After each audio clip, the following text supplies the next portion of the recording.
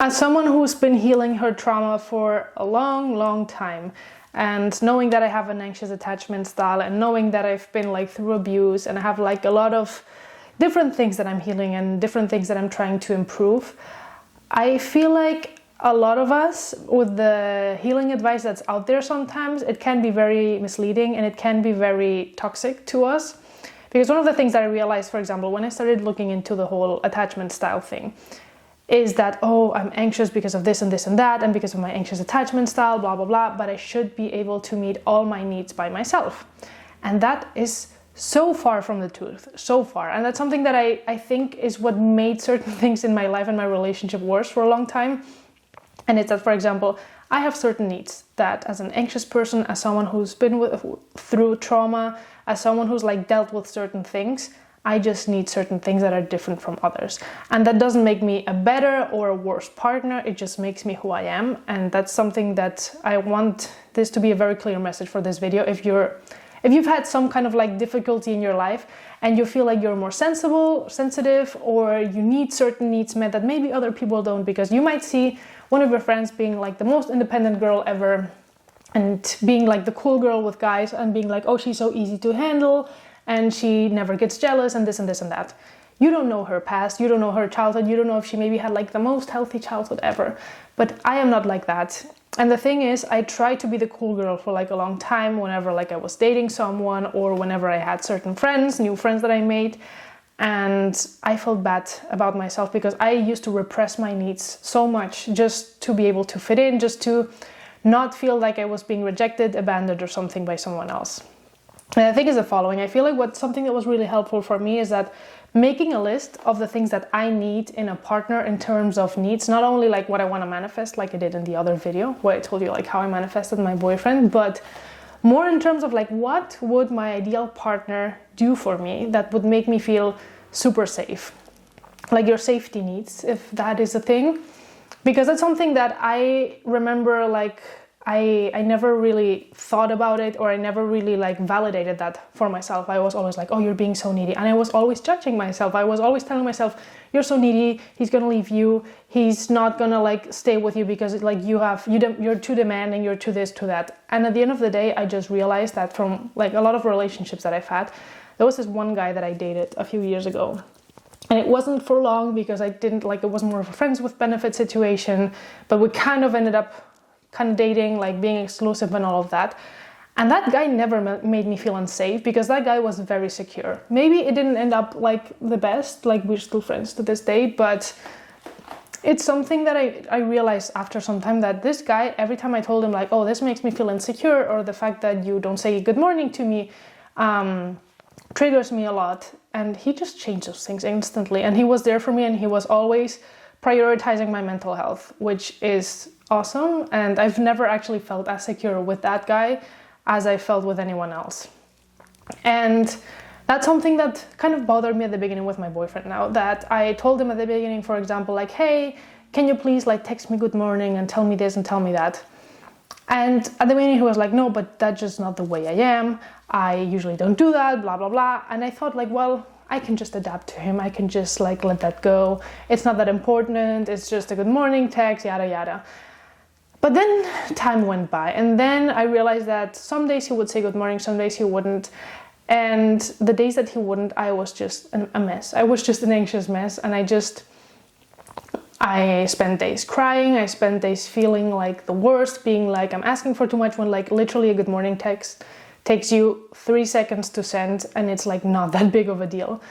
And over time I just nagged him about it, about being hey, it literally costs you nothing. But the more time went on and the more he didn't do it, the more first resentment I created towards him for not meeting one of my very basic needs, and resentment towards myself for staying in a situation where I was you're not happy here. And anyone else who wants to be with you, I think, would be, I don't know, intelligent enough or aware enough that you need this, and that you shouldn't be tolerating this, And I realized you know what, I actually don't want to be treated this way. And I know that when you come from a background like mine, it's very easy to kind of feel guilty for constantly asking for things, for constantly not being happy with how things are. But I think it's just the way that they've also like, I mean, if you come from abuse, one of the first thing, my sister is a psychologist, and one of the first things she always tells me is that children that come from abuse, the reason they don't tell anyone is because they think it's their fault. They feel guilty. We like carry a big amount of guilt throughout our lives, even though we're the ones who've been abused. So I feel like we just have this relationship with guilt that's a bit toxic, and we feel guilty about everything. And if we start dating someone who continues to make us feel guilty for certain things, and we don't stand up for ourselves, we end up making things way worse. So something that I had to learn over time is that my needs are not too much for the right person, and if that means not being with someone because they are not meeting your needs, that is completely fine. And I know that you wanted to work out with certain people, and I know that maybe you love this person a lot, but at the end of the day, it's more important that your needs are met. And there's certain things that you can do to meet your own needs, but at the end of the day, if you are with a partner, that person is going to trigger a lot of shit in you. They're going to trigger your rejection wounds, abandonment wounds, anxieties, everything. And I think the most important thing for both of you, not just them, because you also have to play a part in them, and they probably also have like certain wounds that they're healing through, is to try to make it as safe as possible for the other person. Because something that I used to think too was that, I remember we had conversations in the sense of like, hey, but like if you're always asking me to say good morning, what if one day I don't say it, then you're gonna get so pissed and angry at me, blah, blah, blah. And I'm like, no, because this is something, it's like, this is a good example actually. It's like if a partner were to cheat on you, and then after that, like you decided to forgive them and you decided to kind of like move past it. It would be completely normal for you to check their phone for a while, for you to kind of like know their location for a while, because this doesn't mean that you're going to be controlling. This doesn't mean that you're going to be always like looking what they're doing. It's just for you to give you that extra sense of safety for a while. And the moment you start feeling safer and safer and trust them more, you're going to just like let go and feel safe. And you will stop doing those things, because that's something that happened to me with like other relationships and other things. So it's not really like when people say that you're too much, or when people are asking you that you're too much, it's sometimes actually a red flag, because maybe you had like an issue with your previous partner where like they cheated on you, for example. And then you ask your now partner to be like, hey, my other partner cheated on me. I would like to have access to your phone every once in a while to just like check things, just to feel safe. And if the person who's next to you understands that, and understands that this has nothing to do with them and everything to do with like your traumas, but that's going to help you and make you feel safe, it's not a toxic thing to ask for. It's a toxic thing like if you realize that you do this, for example, check their phone every once in a while, but it doesn't get better, then maybe you have to think about like, okay, maybe I need therapy, maybe I need professional help. But I've realized that it's like when you adopt a stray dog.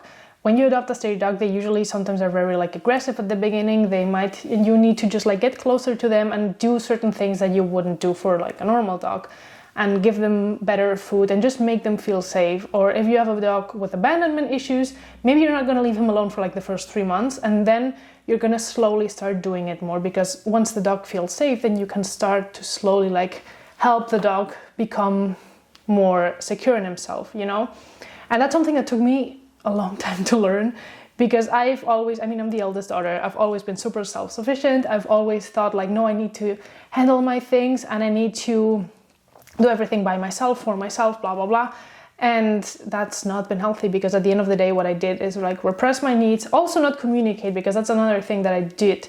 That aside from that, I also didn't, like for a while, I didn't really communicate with my boyfriend to be like, hey, this is bothering me. Hey, this is not what I want. Hey, this is this. I just like let everything sit in myself and just build resentment. And one day I exploded in a really bad way, and I insulted him in a really bad way, which is not something that you want. Like at the end, like things came out, we talked about them, we solved them, and that was good. But I don't think you should ever let things get to that point where it's boiling and then it just explodes, you know? Because some relationships sometimes don't recover from that. Like I'm not saying yours won't, because ours is recovering from that.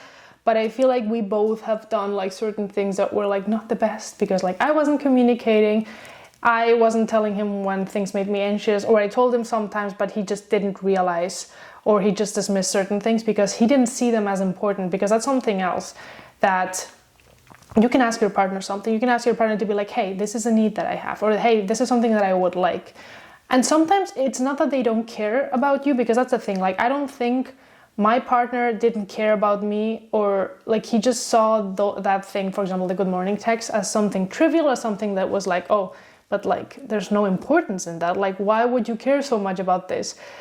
But at the end of the day, it's like, it doesn't matter if it's important or not for you. It's important for me. And I need you to like know that if you want to be with me, I need this need met. And if you're not able to do that, there's a door, you know? But at the end of the day, it's like also like a way of like how you communicate it and how important you make it. Because I feel like, as a person who is like not really happy to ask others for help, I usually minimize the way that I ask for my needs to be met. I'm like, oh, I would like you to text me good morning. Or at the beginning, I just would say good morning, being like, okay, I'm just gonna say it and just like lead by example and see what the other person does. And then he wouldn't do it, and I was like, okay, I'm getting mad, but let's just communicate it. And I would be like, hey, I want us to text good morning. And his response would be like, oh, but I don't care about that, or this is not the way that I am. And instead of just right there not leaving that, because sometimes I would just be like, okay, this is the way that he is, I need to adapt to him. No, if it's something that's important to you, you should just tell him like, no, this is something that's very important to me. It takes you literally like less than a minute to do this. If this is how little you care for me, then maybe I cannot be in this relationship, because this is gonna make me feel unsafe in the long run. And sometimes I think also like I felt so stupid for wanting things like these, you know, and having so many arguments about something so simple as a good morning text. But at the end of the day, we got to the point where like we didn't just have good morning text, like we don't now, at some point, I don't know when, we started also having like good night texts, and now we do like have both of them. And I never asked for like the good night one. It just started happening like by itself, and I feel much better and much more secure in this relationship with him right now, you know. And this is something that we had to build, and we had to talk about it like a lot of different times. And if you are like, I don't want anyone coming into the comments being like, no, because if he cared about you, he would do the things that you need, like you need from him. I also want to say that I think men and women communicate very differently when it comes to these things, because when the time that I feel like I explained it to him like the way that he understood it was when he started doing it. So I feel like a lot of the other times I minimized how important this was to me. I wasn't aware also how important this was to me until like it happened more than one time that I just like had anxiety attacks. So it's also like finding a way for you to explain to this person like, hey, I feel very unsafe when this happens. I get anxiety attacks, and maybe, I don't know, there's been moments where like I woke up, I don't get a good morning text, I see him posting on social media, whatever, and then I just get an anxiety attack and I'm crying for the rest of the morning, and I cannot be productive as a human being. And I remember my therapist actually told me this from like a past relationship, because my ex was just like a bad person in that sense. But I remember that I told him like, well, or he asked me like, Ada, is it possible that maybe when your ex like doesn't text you or just doesn't say good morning or this or that, like your entire day goes to shit? And I was like, yes. And he was like, well, that's codependency and that's not healthy, blah, blah, blah. And I do have to say that I am not, like I used to then think like, oh, I'm so codependent. And every time I thought that my needs depended too much, well, or depended a little bit on another person, I was just like, no, this is codependent and this is not good.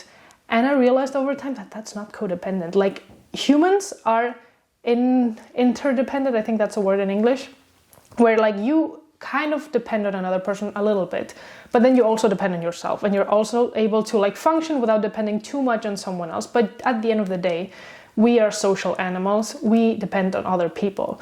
So it's completely normal and valid for you to want to maybe depend on good morning text and maybe depend on certain things if you've had a rough upbringing and you need someone to give you that safety, you know, because at the end of the day, your partner, I think, it's kind of like your second home. You're your first home, but then your partner is your second home, and they are meant to give you a certain peace, a certain quiet, a certain like, for you to be able to like surrender when you're with them. And if you don't feel safe to do that because of the way that they act around you, you're not going to be able to do so. So yeah, sometimes things can be a little bit codependent, but I've also realized that whenever I allowed myself to be codependent for a long time, over time I stopped needing certain things, you know, because for example with my ex, that's something that also happened with me, that when over time, like I told him like, hey, this is bothering me, this and this and that, we just were a bit more in touch for a while, and then I just felt safer to kind of like leave the nest, if that makes sense. Because for me, like a relationship is kind of like this house where both of you kind of like live, and then both of you have the freedom to just like go wherever. But I think the unsafer the house is, like imagine that the house just has like a few things that are half broken, you're gonna leave the house but always kind of like be looking back, because you're like, oh, is the house gonna burn down, is the house gonna just break? But the more safe that foundation is, the more you feel free to just like go wherever and just come back, because you know that there's nothing wrong with the house, you know. But if you know that there's something wrong with the base of the house, you're going to be constantly kind of like looking back and not being able to fully be where you are, because you're always thinking back to that. And that, I feel like, is sometimes what people say like a codependent relationship is, that you're always like looking back. But I feel like codependency kind of like grows when you and your partner just don't feel safe with each other, because the more you make each other feel safe, then the better it is. Obviously, we're not talking about things to like when you're like super controlling and super like codependent, because I feel like there's a point where this becomes toxic, but I would not know how to tell you when that happens. I just know that in my like recent relationship, my current relationship, sorry, I have realized that I used to label myself as codependent all the freaking time. And that was not normal. I just had a lot of needs not being met. And the moment I had them met, I stopped being codependent. So I don't know to which extent I was actually like being toxically codependent, or I just had a lot of needs not met, you know? I hope this video was helpful for anyone like dealing with something like this. I don't even know what to name this video actually, because I feel like I've rambled through a lot of things. But thank you for being here, for listening. If you like the video, give it a like, subscribe, and I'll see you guys next time.